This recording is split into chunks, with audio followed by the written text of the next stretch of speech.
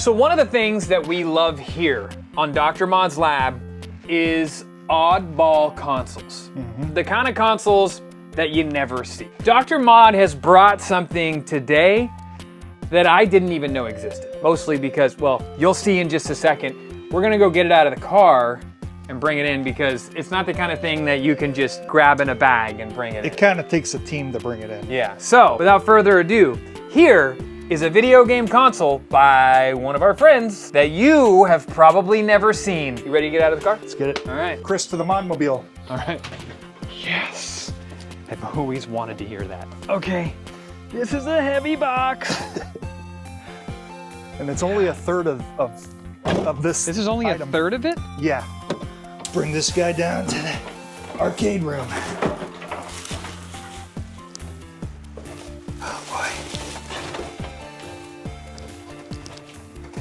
So, you may be asking yourself, I am asking myself, what the hell is this?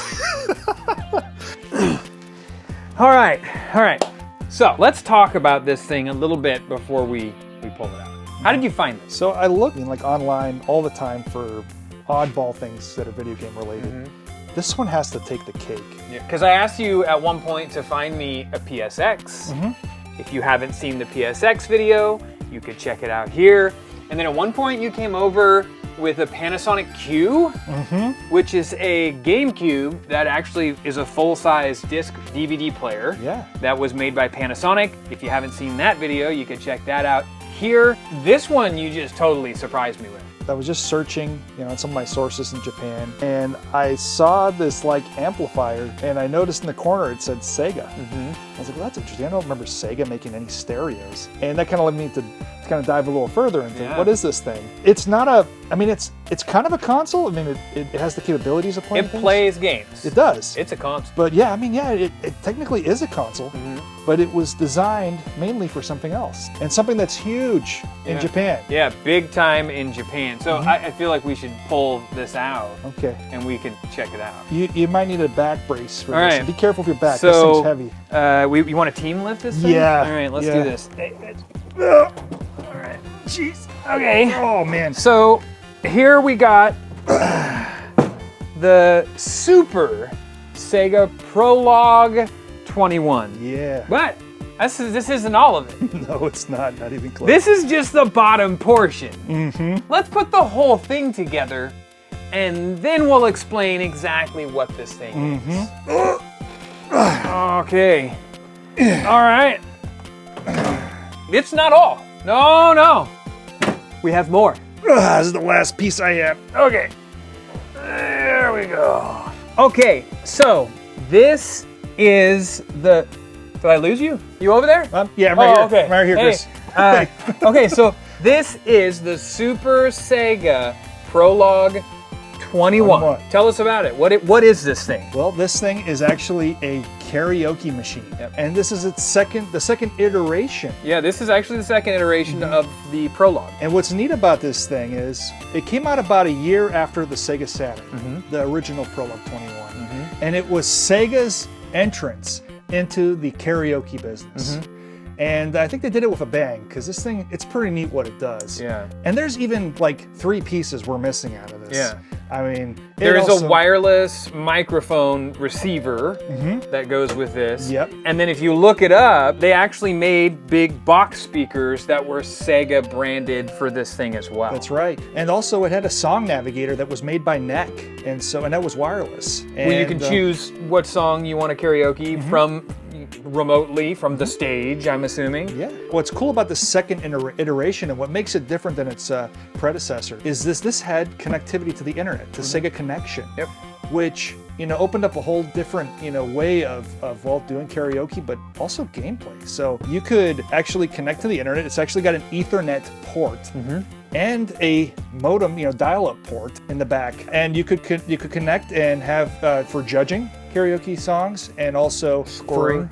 And downloading the songs. And then there were games. There was one game made specifically for this system. There was one game specifically made for this system, which we're going to get to in a moment. But first, let's break down each of these components real quick. So first off, this is the amplifier, right? This is a pretty beefy 105 watt amplifier that comes with this thing. Oh. The second thing is this bottom piece here. This is how many? 100 disc. 100 disc changer. When you're doing karaoke, you know, you want as many selections as possible. Nowadays, you go to a karaoke bar, everything's online, you got millions of selections. Back in the day, you'd load this thing up with 100 CDs, you know, say there's 15 tracks per CD. That's you know, a lot. A lot. And that's what this piece is. But this piece here is the piece that I really want to focus on. This is the special piece. Oh yeah. Because what do we have built in to this piece? This is the most interesting part of the whole thing. Let's flip this little panel down. What do we got there? It's a disc drive.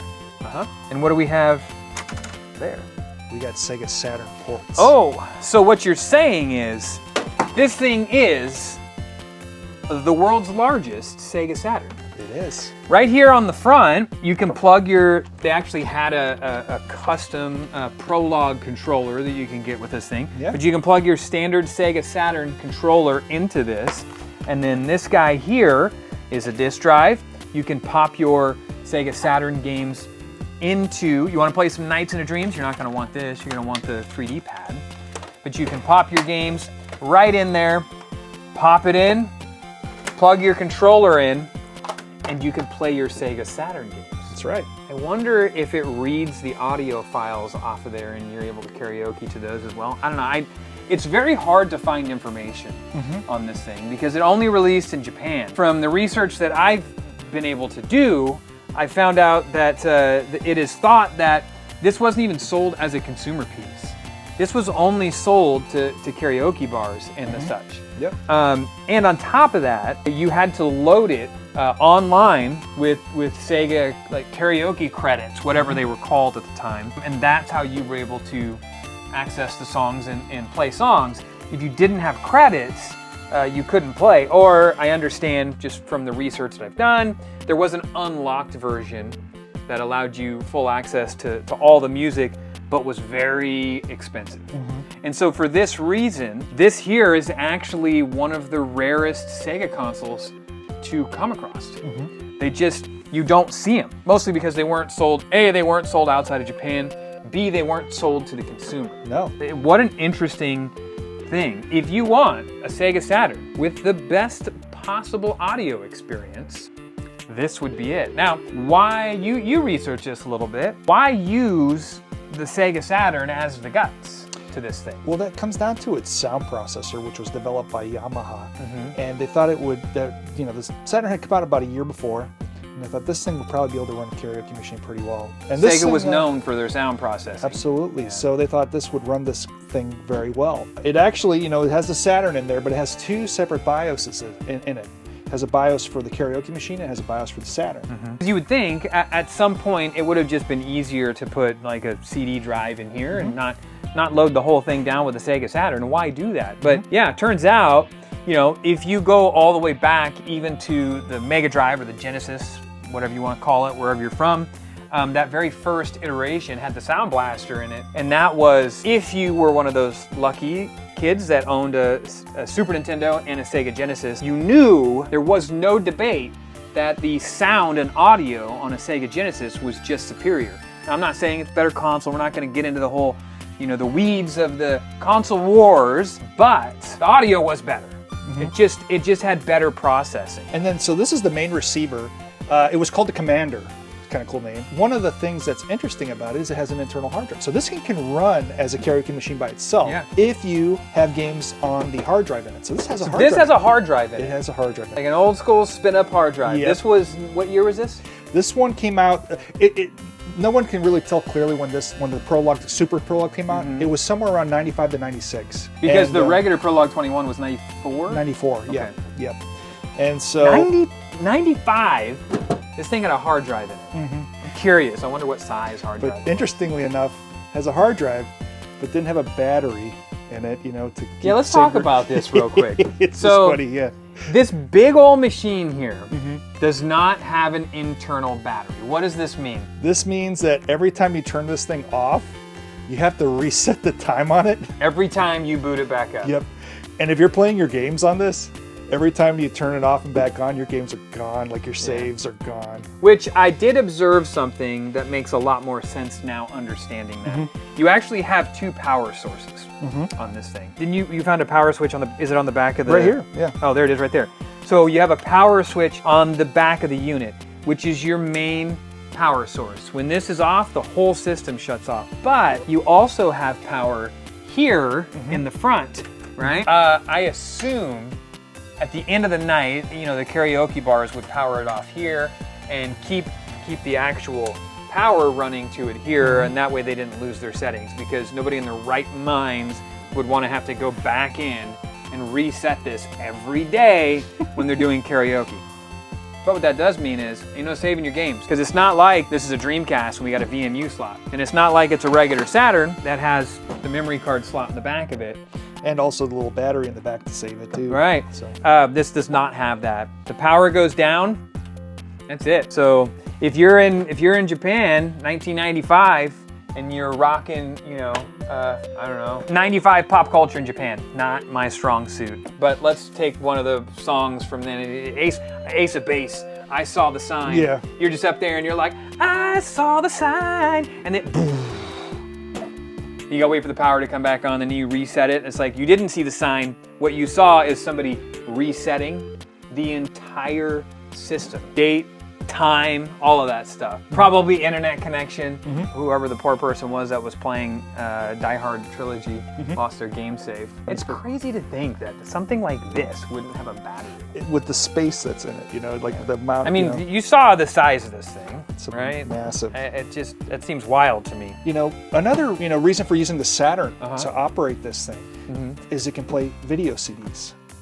Video CDs. Yeah. Okay, Yeah. so like it got really popular in the Sega CD era. We had a lot of those FMV games, which are full motion video games, very similar to like what Lethal Enforcers is playing in the background, where it looks like a real image and you're playing it. Mad Dog McCree, Sewer Shark, Night Trap, all of those sorts of things. But imagine maybe that's another reason why they used Sega Saturn, or you know, the guts of a Sega Saturn to run this thing. God, what would you utilize? I mean, you could utilize video CDs and karaoke for all kinds of stuff. Yeah, yeah. Having Audio nice balance, and visual at the same time. You got your whole like Pink Floyd experience happening. What an interesting system. This is this is by far the most obscure console that I've been in the presence of. You know, we come across weird stuff all the time, especially when you get stuff from overseas, and you know, we collect all this stuff. I got some weird stuff. This definitely takes the cake. For sure. It's a very interesting console. Yeah. So actually, this was only the beginning of Sega entering this market. And if you want to see more of stuff like this, you should stick around, because they actually did release something like this for the Dreamcast. This is the Karaoke Dreamcast add-on. The Dreamcast actually plugs into this, and this is an amplifier for that, and it has the microphone and everything. So That's right. Next video, Dr. Mod and I are going to boot this thing up and try it out. Yeah. But if you're into weird and strange consoles like this, you should definitely check out the video that I did on the Sony PSX right here. And if you don't want to miss videos like this in the future, make sure you subscribe to the channel right here. Click that little bell icon. So, Dr. Mod, what do we do now? I'm gonna sing Supersonic Racing. I am excited Yeah. for that.